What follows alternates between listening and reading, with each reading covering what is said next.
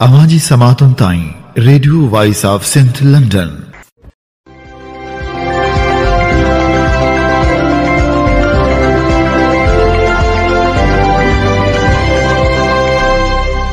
आप सुन रहे हैं radio voice of Sindh London.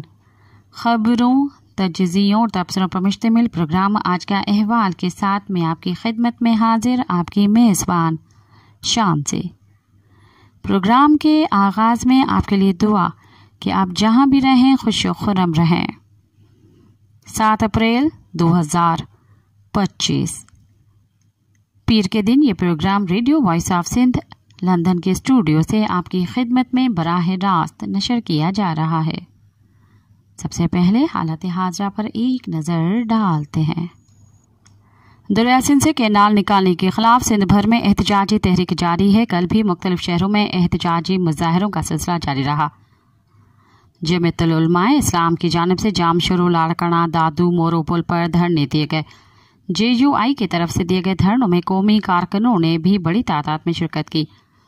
लाड़कड़ा पुल पर धरने से खिताब करते हुए JUI सिंध के सेक्रेटरी जनरल मौलाना राशिद महमूद सुमरो और दूसरे रहनुमाओं ने खिताब किया।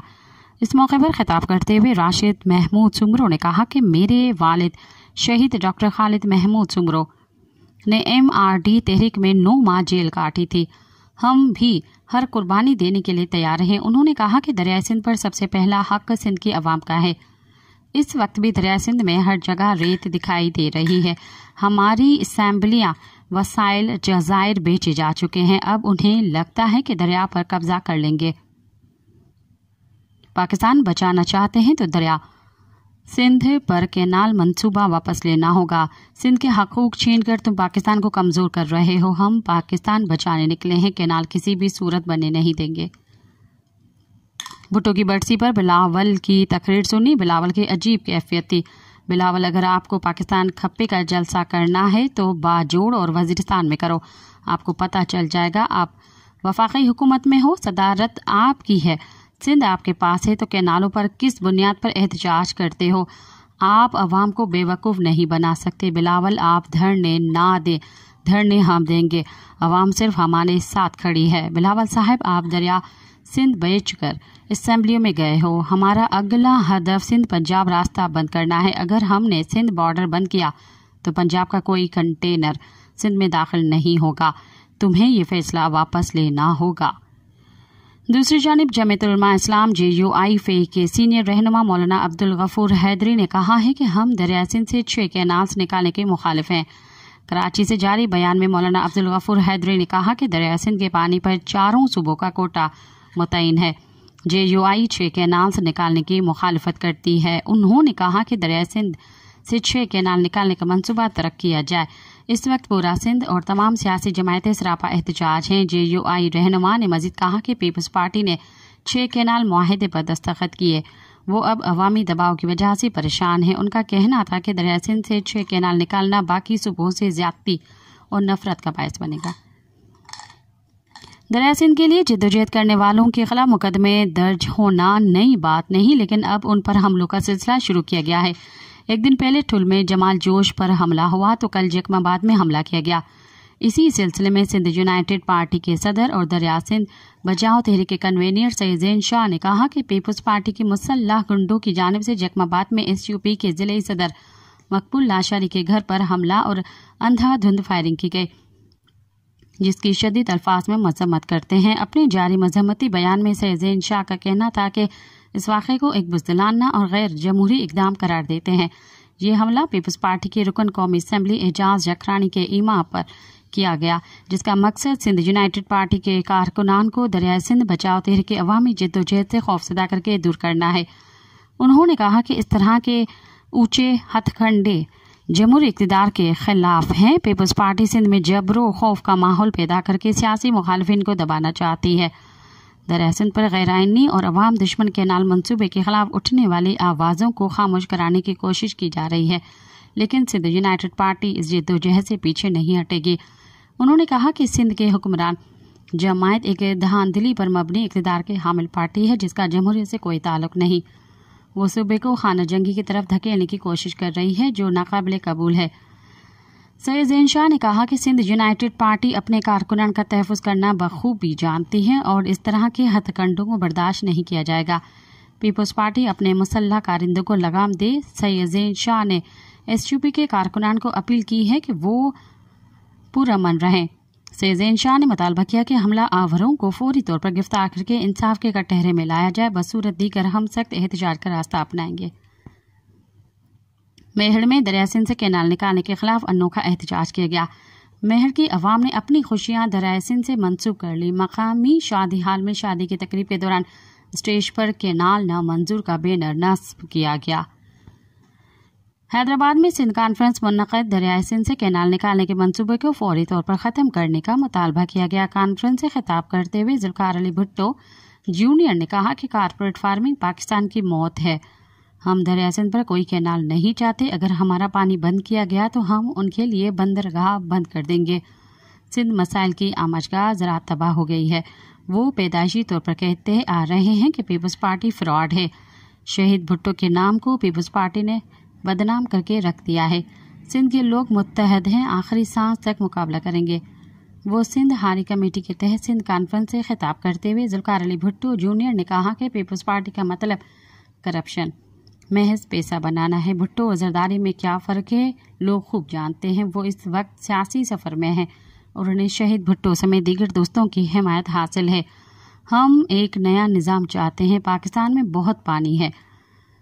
सिंध दरिया दुनिया के टॉप 10 दरियाओं में सरफहरिस्त है। हुकूमत साइंस और लॉजिक से हटकर काम कर रही है। हम अपना एनवायरनमेंट खुद तबाह कर रहे हैं। उन्होंने कहा कि पाकिस्तान एक कुदरती मुल्क है, सियासी नहीं। जानबूझकर निज़ाम को तबाह किया जा रहा है। पड़ोसी मुल्क में भी कारपोरेट फार्मिंग के खिलाफ जानें दी हैं। सिंध के अवाम भी मुत्तहद हैं। सिंध के तलबा गिरफ्तारियां दे रहे हैं, उन पर तशद्दुद किया जा रहा है। कबल अज़ैन ज़ुल्फ़िकार अली जूनियर ने सिंध कॉन्फ्रेंस से खिताब करते हुए कहा कि सिंध का पूरा निज़ाम तबाह है। मंगला और तरबेला में पानी नहीं है। क्या ये गलती सिंधियों की है? जब कुरान पाक में अल्लाह ने मीठे और खारे पानी को आपस में मिलाने की बात की तो हमारे हुक्मरानों ने मीठे पानी को खारे पानी से जुदा करके गैर इस्लामी अमल किया है। जब इस पानी को खुद अल्लाह ने पानी को आपस में मिलाया तो सरकार जुदा करने वाली कौन होती है? हमें सरकार से बुनियादी हकूक़ क्यों मांगना पड़ रहे हैं? सिंध दरिया हमारा है और इसका पानी भी हमारा है। सिंध को फ़लस्तीन न बनाया जाए। कंप्रोमाइज़ कर लें तो तुम क्या कर लोगे? हम क्या लेंगे? सिंध कॉन्फ्रेंस से सिंध यूनाइटेड पार्टी के सदर सैयद ज़ैन शाह ने कहा कि गलत पॉलिसियों की वजह से मुल्क को पहले भी नुकसान पहुंच चुका है। हम कोई डरपोक लोग नहीं हैं। कानून के दायरे में रहते हुए सिंध के अवाम को भरपूर एहतजाज की ज़रूरत है ताकि भरपूर दबाव डाला जा सके। सिंध की अक्सरियती अवाम 6 कैनाल्स मंसूबे को रद्द करती है। जो छुपा हुआ था वो सब जाहिर हो गया है कि हुकूमत पानी के सवाल पर खामोश है। अवामी वर्कर्स पार्टी सिंध के रहनुमा काजी अली नवाज निजामानी का सिंध कॉन्फ्रेंस से खिताब। अवामी वर्कर्स पार्टी सिंध के सीनियर रहनुमा कामरेड काजी अली नवाज निजामानी ने कॉन्फ्रेंस से खिताब करते हुए कहा कि 6 नई नहरें सिंध के पानी पर एक बड़ा हमला है और कारपोरेट फार्मिंग सिंध के किसानों के लिए एक संगीन खतरा है। उन्होंने कहा कि अवामी वर्कर्स पार्टी तरक्की पसंद कुव्वतों के साथ मिलकर इन मंसूबों की शदीद मुखालफत करेगी और सिंध के वसाइल के तहफ़्फ़ुज़ के लिए जिद्दोजहद जारी रखेगी। कॉन्फ्रेंस से यास्मीन थेबो, बख्शल थल्लो, कामरे जदो या दीगर ने भी खिताब किया। सिंध कॉन्फ्रेंस का मुश्तरका एलामिया में जारी किया गया जिसमें मुतअद्दिद मुतालबात शामिल हैं। दरिया सिंध पर नई नहरों की तामीर पर तहरीक इंसाफ, GDA और सिंध यूनाइटेड पार्टी ने कराची प्रेस क्लब के बाहर एहतजाजी मुजाहरा किया। रहनुमाओं ने हुकूमत से मनसूबा फौरी तौर पर वापस लेने का मुतालबा किया। मुजाहिरीन ने कराची प्रेस क्लब से इम्प्रेस मार्केट तक रैली भी निकाली। रहनुमाओं का कहना था कि कैनाल न खप्पे का नारा लगाने वाले खुद कैनाल मंसूबे पर दस्तखत कर रहे हैं। पीपल्स पार्टी अवाम को प्यासा मारने की कोशिश कर रही है।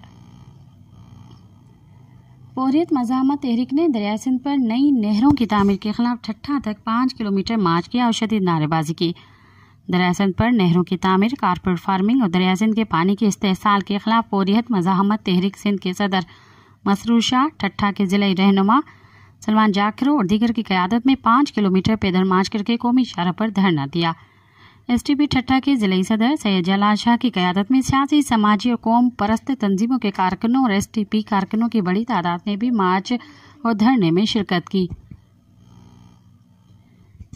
न्यू विजन फोरम की क़यादत में दरिया सिंध से 6 मुतनाज़ा नहरों को निकालने और कारपेट फार्मिंग के नाम पर सिंध की ज़मीनें गैर मुल्कियों को मुंतकिल करने के खिलाफ दड़ों से बट्ठोरों तक लॉन्ग मार्च किया गया, जिसमें जस्कम बशीर खान, जस्कम नियाज कालानी, जस्कम हारिस शहीद भुट्टो, वहदतुल मुस्लिमीन, पीटीआई, एसटीपी, कौमी अवामी तहरीक, अवामी तहरीक के कारकुनों और किसानों ने बड़ी तादाद में शिरकत की।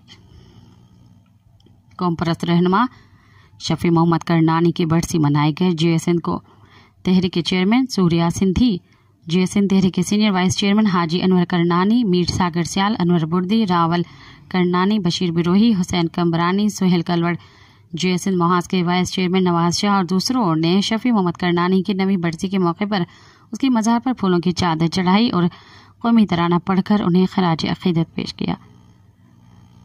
शहीद बशीर खान कुरैशी की बरसी आज मनाई जा रही है। जस्कम की जानिब से आज शहीद बशीर खान कुरैशी की मज़ार पर जलसा मुनक़्क़द किया जाएगा, जिससे जस्कम चेयरमैन सन्नान खान कुरैशी और दूसरे रहनुमा खिताब करेंगे, जबकि दरिया सिंध पर कैनाल बनाने के खिलाफ एहतजाजी तहरीक का ऐलान भी किया जाएगा।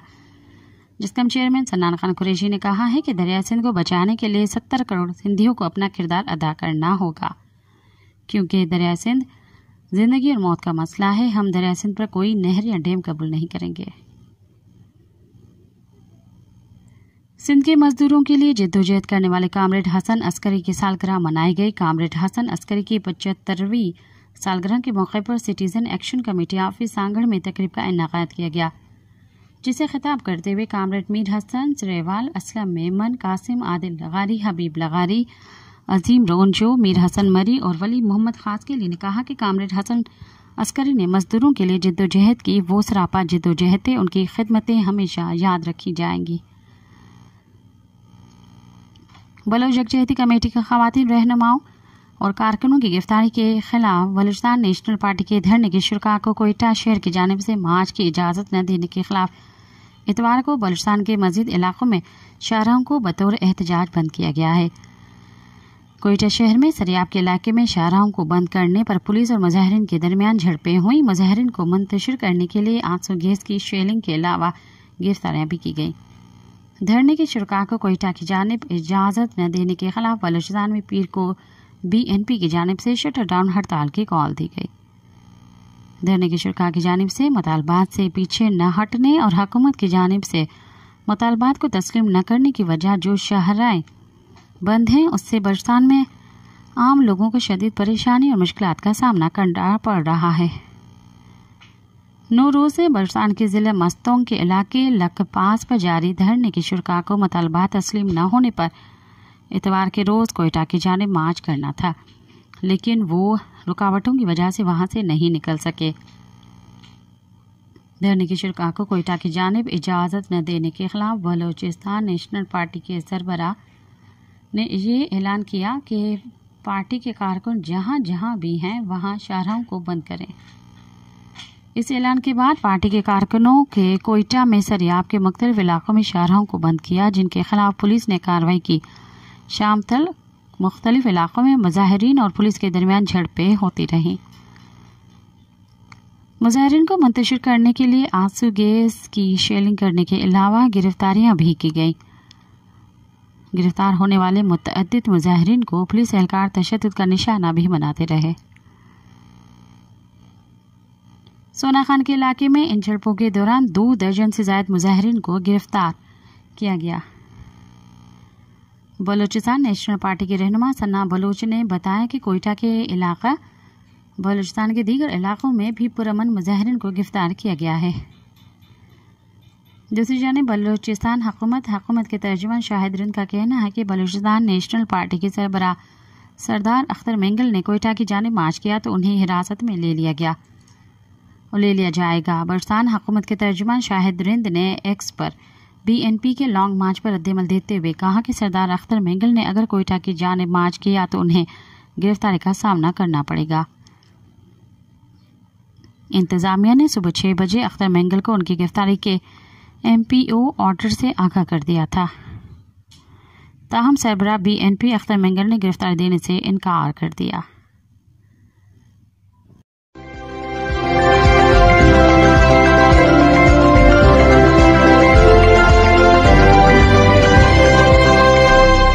अब प्रोग्राम में शामिल करते हैं तज्ज़िये और तबसरे।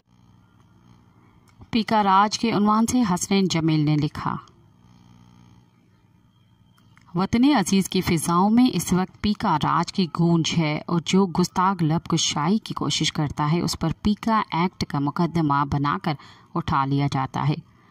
पिछले चंद दिनों में 2 सहाफ़ियों फरहान सईद और वहीद मुराद को उठाया गया। अमेरिका में मुक़ीम मारूफ तहकीकाती सहाफ़ी अहमद नूरानी की एक स्टोरी के रद्देअमल में इस्लामाबाद में उनके 2 भाइयों को उठा लिया गया। इससे कि इस रियासत को चलाने वाले किस कदर खौफज़दा और कमज़र्फ लोग हैं जो अमेरिका मुक़ीम सहाफ़ी का तो बाल बेकाबी नहीं कर सकते, मगर इस्लामाबाद में बसे उसके दोनों भाइयों को उठा लेते हैं।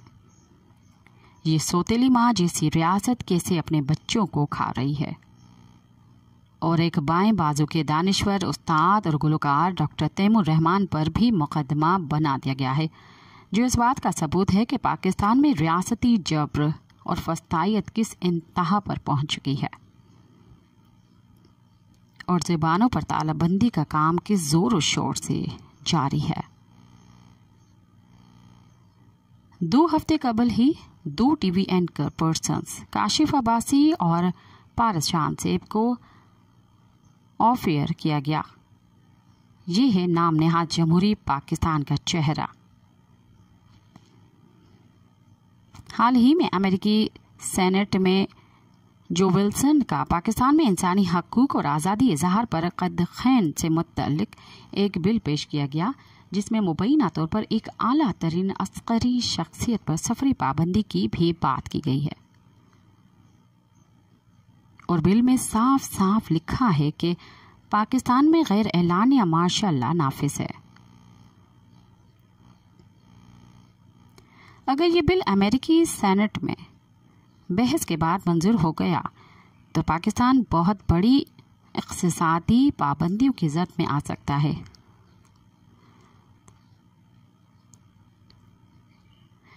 और दिगरदू मुआशी हालात मज़ीद ख़राब हो सकते हैं। वतन अजीज़ की निसफ दर्जन सहाफ़ी तंजीमें पीका एक्ट के ख़िलाफ़ कोई मौसर हिकमत अमली तैयार करने में नाकाम है। हर तंजीम अपने मफादात के असीर है। यही हाल वकला तंजीमों का भी है, जबकि सिविल सोसाइटी में खामोशी है। वो भी मसलहत की चादर ताने सो रहे हैं। सरवाबारी जैसा जिंदा ज़मीर कलमाए हक बुलंद करने की पादाश में अपने इदारे पतीन का दफ्तर बंद करा चुका है। HRCP सिर्फ प्रेस रिलीज तक ही महदूद है। बलोच यकजहती कमेटी और तहरीक इंसाफ बदतरीन रियासती जबर का शिकार है। सिवाय अमेरिकी सेनेट के कहीं से भी कोई दाद रसी होती नजर नहीं आती। वो गालिब ने कहा था कि कोई उम्मीद बढ़ नहीं आती। वतन अजीज़ की कैफियत भी गालिब के इस शेर के इल्मी तफसीर बन चुकी है।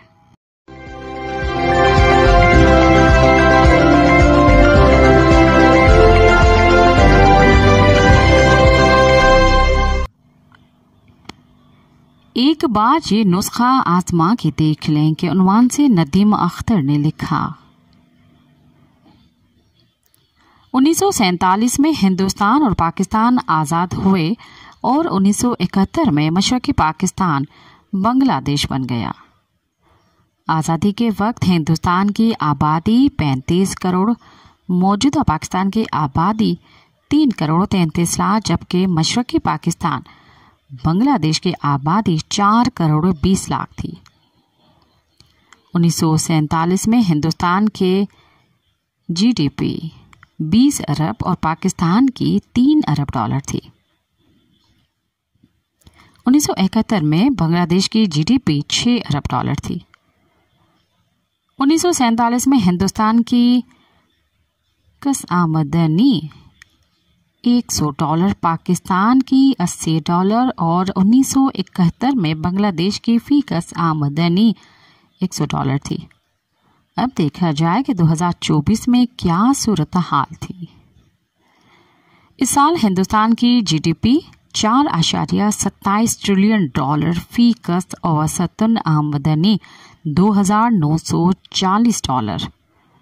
पाकिस्तान की जीडीपी 374.6 अरब डॉलर फी कस्त औसतन आमदनी $1,588। बांग्लादेश की जीडीपी 481 अरब डॉलर और फी कस्त औसतन आमदनी $2,770 है। इस दौरान हिंदुस्तान की आबादी बढ़कर 1 अरब 42 करोड़, पाकिस्तान की 25 करोड़ 44 लाख और बांग्लादेश की 16 करोड़ 98 लाख हो चुकी है। अब एक नज़र शरह ख़वानदगी और औसतन उम्र के हवाले से डाल दी जाए। इस वक्त हिंदुस्तान में ख़वानदगी की शरह 77%, औसतन उम्र 69.33 साल। पाकिस्तान में शरह ख़वानदगी 62.68%, औसतन उम्र 66.43 साल और बांग्लादेश में शरह ख़वानदगी 76.36% और औसतन उम्र 75.20 साल है।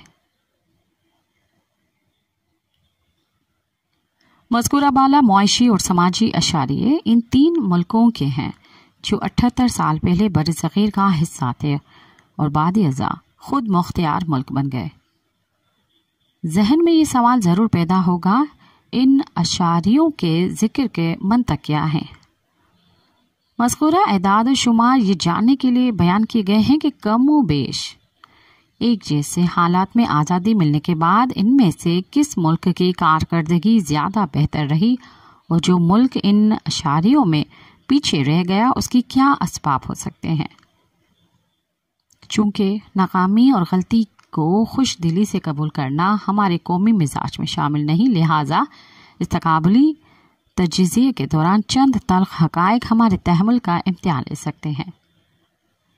सबसे पहले अपने पड़ोसी और आबादी के लिहाज से दुनिया के दूसरे सबसे बड़े मुल्क हिंदुस्तान का जायज़ा लिया जाए। बरतानवी इस्तेमार के कब्जे से कबल हिंदुस्तान दुनिया का खुशहाल तरीन मुल्क था। इस हवाले से उसे सोने की चिड़िया का नाम दिया गया था। 1700 में आलमी जीडीपी में उसका हिस्सा 24.4% था, जो इस्तेमारी लूट मार के बाद 1950 में घटकर सिर्फ 4.2% रह गया। इस नौआज़ाद मुल्क में गुर्बत अपनी इंतहा पर थी और वो मुल्क जिसे कभी सोने की चिड़िया कहा जाता था उसे भिखारियों का मुल्क कहा जाने लगा था।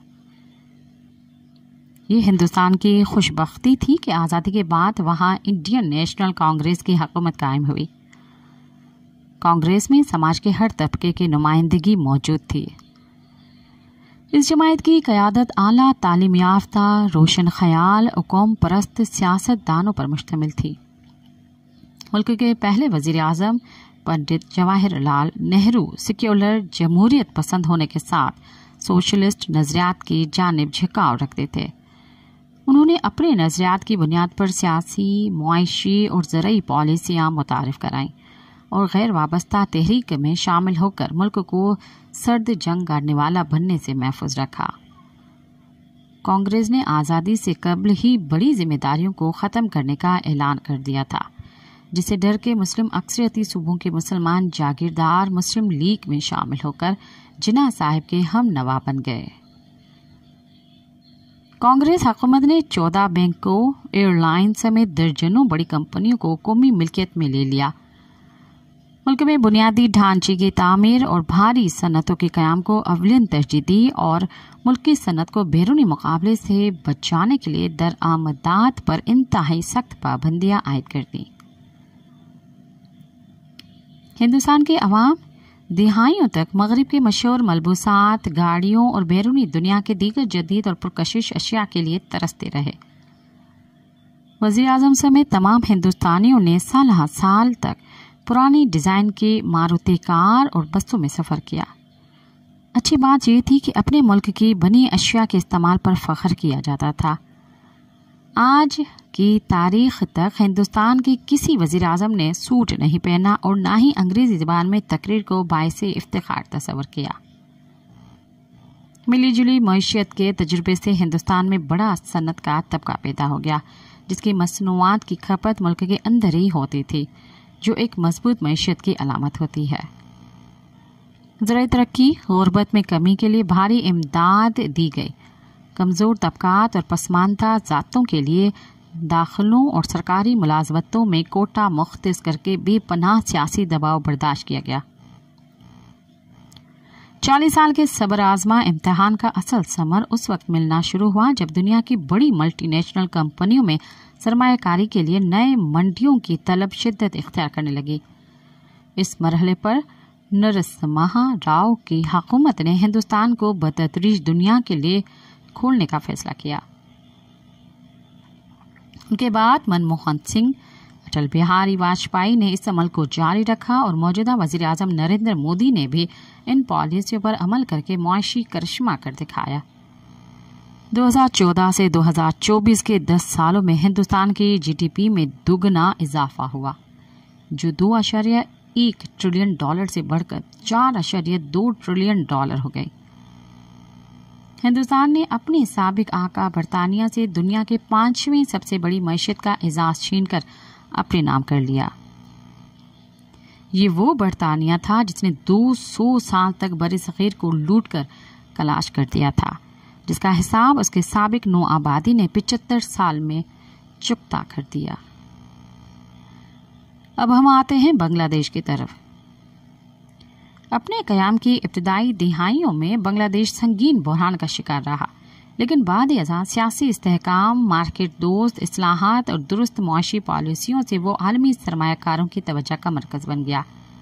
उसने अपने इंसानी वसाइल का बेहतरीन इस्तेमाल किया और टेक्सटाइल, मसनूआत और गारमेंट इंडस्ट्री को उरूज पर पहुंचा दिया और दुनिया में इन मसनूआत का दूसरा सबसे बड़ा बरआमद कंदगान बन गया। बांग्लादेश की बरामदात 60 अरब यानी पाकिस्तान से तकरीबन 2 गुनी ज्यादा है। बांग्लादेश में तमाम कारोबार का 90% छोटी और दरमियानी दर्जे की सनतों पर मुश्तमिल है। इस वक्त उसके ज़र मुबादला के ज़खायर $26 अरब से ज्यादा हैं। बांग्लादेश में ज़मीन की कमी और मौसमी तग़य्युरात के बावजूद ज़राअत में नुमाया तरक्की की है और जीडीपी में इसका हिस्सा 11% से ज्यादा है। समाजी और मुआशी तरक्की मज़कूरा बाला हक़ाइक़ के तनाज़ुर हमें अपना मवाजना इन 2 मुल्कों से जरूर करना चाहिए।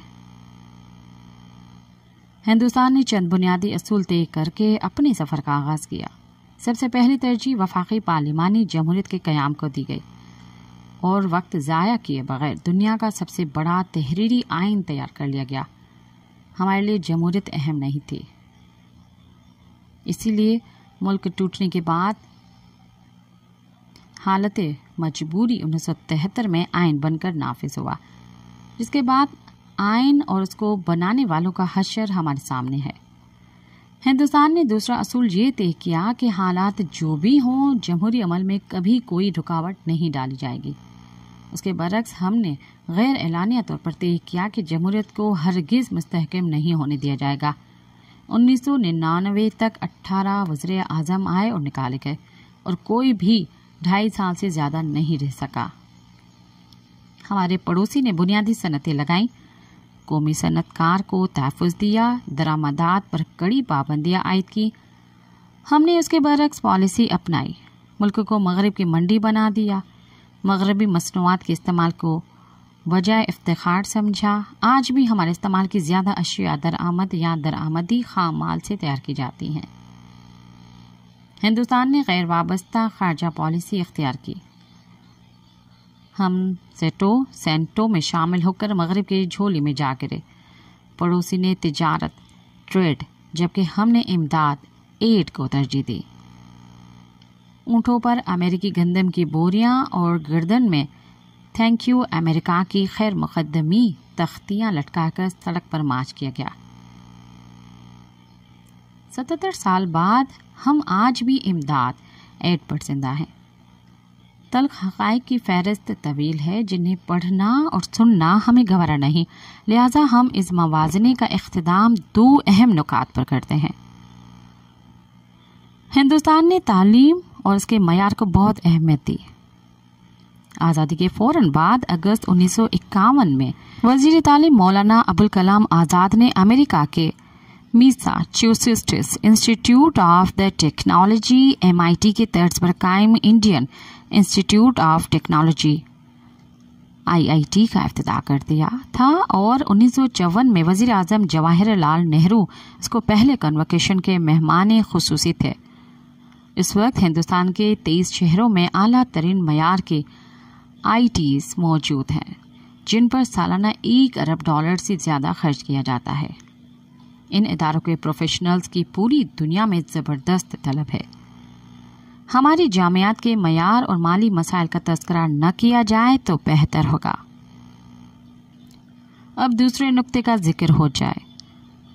हिंदुस्तान में बदतरीन सियासी इख्तलाफात के बावजूद मुआशी पॉलिसी को न सिर्फ जारी रखा गया बल्कि उसे मजीद बेहतर बनाया गया। कांग्रेस के वजीर आज़म नरसिम्हा राव ने इस्लाहात का जो सिलसिला शुरू किया था उसे आने वाले तमाम हुकूमतों ने जारी रखा। बांग्लादेश की कारकर्दगी भी हमसे काफ़ी बेहतर है। उसकी वजह कारोबार दोस्त मुआशी इस्लाहात और उन पर पायदार अमल दरामद है। खालिदा जिया से लेकर हसीना वाजिद और मोहम्मद यूनुस की मौजूदा हुकूमत ने मुआशी पॉलिसियों का तसलसल जारी रखा। गैर पैदावारी अखराजात को ज़्यादा बढ़ने नहीं दिया, इंसानी वसाइल का मुनासिब इस्तेमाल किया, ख़वातीन को रोज़गार देकर बाइख्तियार बनाया और सबसे बढ़कर कि अपनी आबादी को कंट्रोल किया। 1971 में बांग्लादेश की आबादी हमसे ज़्यादा थी, जिसके तनासुब से उसकी आबादी को आज 16 के बजाय 26 करोड़ से ज़्यादा होनी चाहिए थी। ज़रा सोचें, अगर हमने भी अपनी आबादी कम रखी होती तो अशारियों की सूरत हाल कितनी मुख्तलिफ होती। मज़कूरा बाला तक़ाबली तजज़िये से हमारी पसमानदगी के जो असबाब अयां होते हैं वो दर हकीकत हमारे अंदर मौजूद मनफी सोच और उस पर अमल का मंतकी नतीजा है। ये मनफी सोच हमारे तरक्की की राह में सबसे बड़ी रुकावट है। तालीमी निसाब में शामिल तारीख़ और मुताला पाकिस्तान के मज़ामीन ने हमारे मनफी जहन साजी में बुनियादी किरदार अदा किया है, जिसके बायस हम अपनी नाकामियों की जिम्मेदारी खुद कबूल नहीं करते।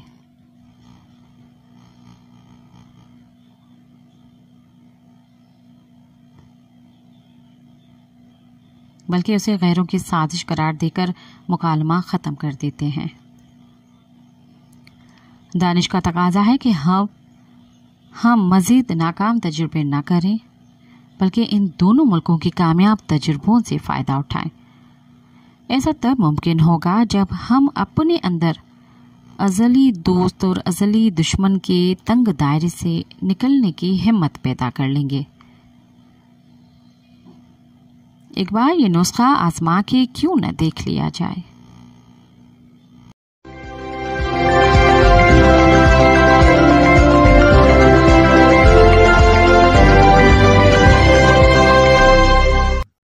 अब तक के लिए इतना ही। मुझे दें इजाज़त। याद रखें, शऊर जब बिकता है तो वो जाहिलियत से कहीं ज़्यादा ख़तरनाक साबित होता है। साथ सलामत। अवाजी समातुन ताई radio voice of central London.